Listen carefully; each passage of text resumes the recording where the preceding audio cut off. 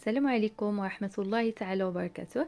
كيف نتوما؟ لاباس عليكم؟ بخير مزيانين؟ نتمنى يا ربي يلقاكم هذا الفيديو في احسن الاحوال وتكونوا كدوزوا هذه الايام المباركه بصحه جيده وباي حاجه مزيونه. يا ربي الحبيب كنطلب من الله يرزق كل وحده باش ما كتمنى. اي واحد شاف هذا الفيديو كنتمنى من الله سبحانه وتعالى يوفقه في حياته ويعطيه اي حاجه مزيونه في هذه الدنيا ان شاء الله. وكنقول لكم يا ربي تقبل منا ومنكم صالح الاعمال، يا ربي وتقبل منا الصيام والقيام. هذا الشهر المبارك داز كيطير، هذا العام بعدا ما حسيناش كاع به، داز في لمح البصر، داز دغيا دغيا دغيا ما حسيناش به والله العظيم. اليوم ان شاء الله جبت لكم واحد الصابلي اللي كيجي رائع جدا. كيف ما كتشوفوا معايا شكلته بثلاثه ديال الشكيلات. يلا نشوفوا المقادير. عندنا هنايا 125 غرام ديال الزبده تكون نوعيه جيده، 60 غرام ديال سكر كلاصي، عندنا 60 غرام ديال الزنجلان اللي حمرته وطحنته، عندي مغروفه كبيره ونص ديال مايزينا ناشا، وعندي ملعقه كبيره ديال النافع هرمشته شويه ما خليتوش صحيح، وعندي ملعقه كبيره ونصف ديال ماء الزهر. صدقوني هاد الصابلي كيجي رائع جدا وكنجمعو بالدقيق.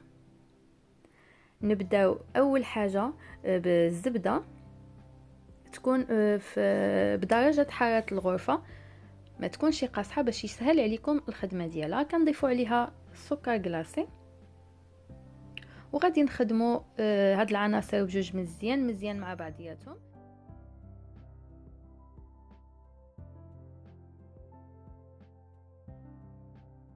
كترجع على هاد القوام هذا كيدخل ديك السكر كلاصي كامل في الزبده، عاد غادي نزيدو باقي المقادير ان شاء الله.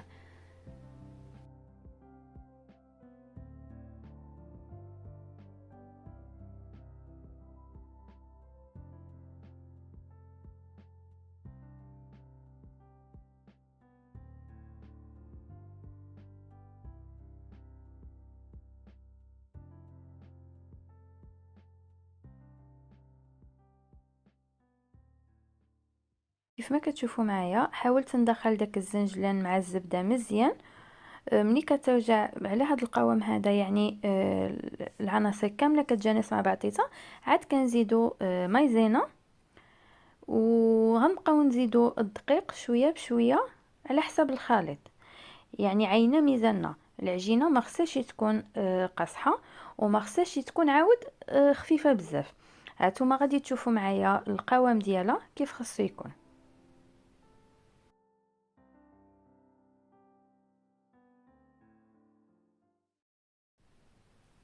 وهنايا نسيت ما قلت لكم شي بيضه مع المقادير، ونسيت حتى انا نورمالمون خصها تعدل حتى هي في الاول قبل ما نزيدو الدقيق ومايزينا والزنجلان. اش غادي نقول لكم، مقود شحال هادي ما صورت والله العظيم دخت قدام مني واحد الوقت اللي تقول لك عمري ما صورت. الناس اللي في اليوتيوب غادي يعرفوني شنو كنقصد. ما علينا، نرجعوا للعجينه ديالنا. خصها تكون على هذا القوام هذا، و الا عملتوا هذا القياس هذا اللي عملت حاولوا تكون بيضه، تكون صغيره هذا الحجم شويه، تكون ما تكونش كبيره. صافي غادي نغطيوها ببلاستيك غذائي وغادي نخليوها ترتاح. الا كنتم مزوبين فيها ماشي مشكل، يعني تقدروا تخدموا بها ديك الساعه. وإلا ما كنتوش مزوبين بها خليوها شحال ما ارتاحت شحال ما مزيان، يعني نخليوها ديك نص ساعه ثلث ساعه ماشي مشكل. غادي ناخد اوراق الطي باش نطلق عليهم العجينه. من الاحسن دائما الصبلي ما تطلقوهش بالطحين اولا بمايزينا، اولا من الاحسن اوراق الطي باش ما كيتشبعش بالطحين وكيجي فيه مذاق خايب، كيغلب على المذاق ديال المقادير اللي عاملين في الصابلي ديالنا وما كيجيش هشيش. دائما طلقوه ما بين اوراق الطهي احسن وكيسهل عليكم حتى ملي كتجيو تهزوه. صافي غادي نستمر. هيدا غادي نطلق العجينه ديالي كامله. حاولوا السمك ديالها على حسب، انا ما غاديش نلصق وحده فوق اخرى، غادي نعمل غير وحده. يعني السمك ما خصوش يجي غليظ وما خصوش يجي رقيق. بهذا القياس هذا اللي غادي نوري لكم دابا مشيت على العجينه ديالي كامله بهذا القياس هذا. الا كنتو غادي تلصقوا وحده فوق اخرى يعني تقدروا ترققوا شويه على هذه. انا هيدا كتعجبني القياس ديال هاد الحلوى هذه، كتجي هي هذيك. صافي غادي نكمل العجينه ديالي كامله ان شاء الله. وفي هذه الاثناء هذه كنكون كنسخن الفران ديالي على 170 درجه. المده ديال الطياب د هاد الصابلي هذا ما كيفوتش 15 دقيقه، ما بين 12 دقيقه حتى 15 على حساب الفران ديال كل واحد.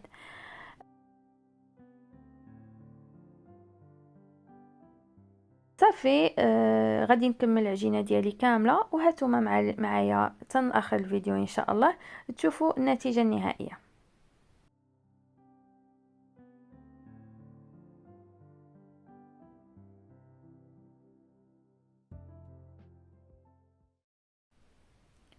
هنايا ساليت اللاطه الاولى، واللاطه الثانيه باقا كنت خدامه فيها. القياس هذا تبارك الله يعني كيخرج بلاطو مزيون عامر ومشكل، يعني تقدروا تشكلوه. تبارك الله 125 غرام ديال الزبده كتخرج القياس مزيون. هنا غادي نبدا بشوكولاته بيضاء. كنوريلكم التحميره ديال الصابلي، ما خصوش يجي محمر بزاف، يعني هذا هو الجهد ديالو باش ما كيقصحش. هنا دوبت شوكولاته بيضاء مع شويه زيت نباتيه. ملي دوبت الشوكولاته زيت لواحد شويه ديال الزيت. وصافي غادي نبدا نغطس فيه الحلوى. من الاحسن كنعملوا واحد فرشة في يدنا، وكنبقاو نخويو الشوكولا من فوق باش ما كتهزناش الحلوى بزاف. صافي كنستقطروها على هذا الشكل هذا، وغادي ننزلوها في شي صينيه ولا اللي تكون مفرشه ببابي سولفيريزي، باش ملي غادي يقصحنا داك الشوكولات الحلوى ما تفتت لكمش ملي تجيو تهزوها. هاد المرحله مهمه جدا. وبالنسبه للفائض ديال الشوكولا اللي كيهبط لنا دابا ملي كنحطوا الحلوى، نحطوها ونصبروا عليها هيدا واحد الثواني قليله ونجروها من بلاصتها، باش ملي كتنساليو الحلوى ديالنا ونبغيو نبريزونطيوها ما كتكونش ديك الفائض ديال الشوكولات في القاع ديالها، وكنزيدو علينا الخدمه ونبداو نكرطو داك الحشيه. وقيلا واضحه القضيه. صافي غادي نزوق بهاد الرقائق ديال الورد اللي عندي كوسميتي اللي كيتنكل. وصافي والتزيين كيبقى اختياري. انا هنايا هاد الصابلي ديالي قسمته على 3 ديال الشكيلات. واحد الشكل عملت له شوكولاته بيضاء زينتها عفوا بهاد الرقائق ديال الورد. النصف الاخر زينته بالبيستاش، والنص اخر عملت له شوكولاته سوداء وزينته بديك اوراق الذهب. والتزيين كيبقى كيف ما قلت لكم على حسب الاختيار وعلى حسب المتوفر اللي عندكم في الدار قدروا به. انا هادشي كان عندي، صافي قلت ارا نستعملو في هاد الصابلي هذا. وهذا مكان هاتوما شفتوا معايا الحلوى كيف جات بلاطو كيجي مشكل رائع غزال. الحلوى غزاله ما تحشمكمش، يكونوا اكيدين غادي تحماقوا عليها. وهذا مكان نتمنى من الله يكون نال الاستحسان ديالكم الفيديو ديال اليوم، وما تبخلوش عليا. الله يجازيكم بالخير باعجاب ديالكم الفيديو، بشي تعليق محفز ان شاء الله باش تشجعوني ونبقى نحط لكم فيديوهات اكثر ان شاء الله. انا عارفه راسي غبرت بزاف بزاف، حتى اليوتيوب بدا كيصيفط لي في الانذارات.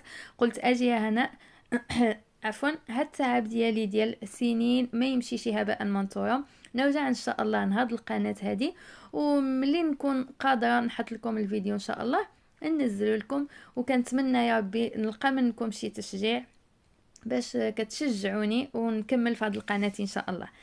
هنا كنقول لكم وصلنا لاخر الفيديو. شكرا بزاف الا وصلتوا معايا حتى لهنايا. كنقول لكم تهلاو فراسكم، عواشكم بوكا، بسلامه.